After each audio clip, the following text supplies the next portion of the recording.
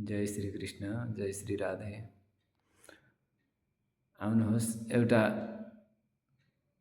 बहुत कस्तो गहिरो खालको विचार कहिलेकाहीँ आउँछ नि मनमा।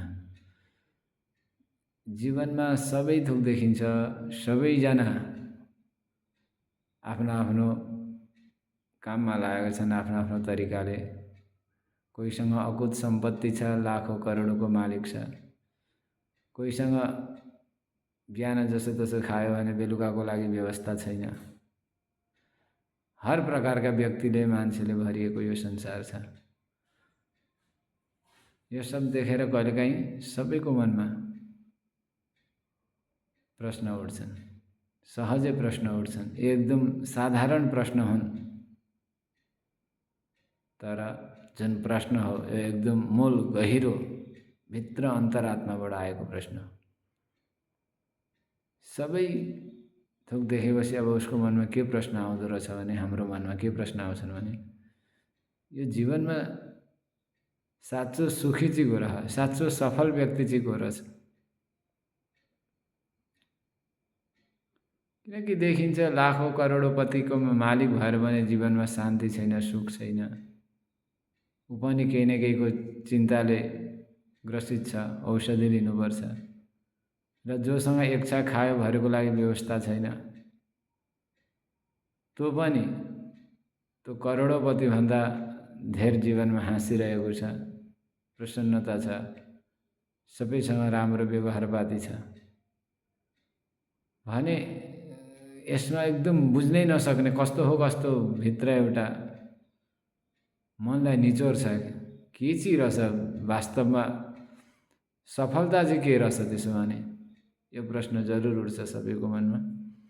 जो पनि आफ्नो जीवनलाई लिएर अलिकति सोचमा रहेको हुन्छ, जान्न चाहन्छ आखिर सफलता चाहिँ के रहेछ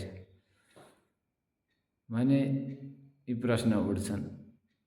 र यसको लागि हामीले सबसे सहज एउटै उपायले सफलतालाई परिभाषित गर्न सकिन्छ। त्यो अरे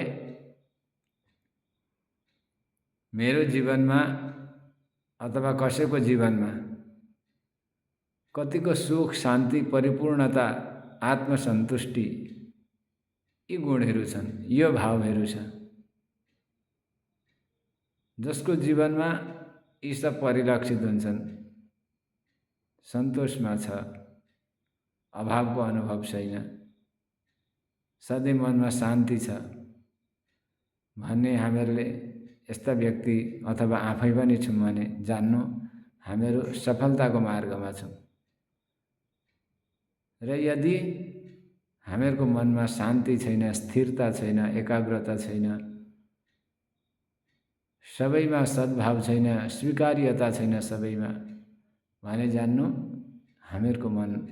हामीहरू जुन मार्गमा छौँ, भलै हामीहरूसँग सम्पत्तिको भरमार होस् तर हामीहरू असफलताको मार्गमा रहेछौँ। यति हामीले एउटै उपायको द्वारा जान्न सकिन्छ जीवन सफलताको मार्गमा छ अथवा असफलताको मार्गमा छ। राधे राधे, जय श्री कृष्ण।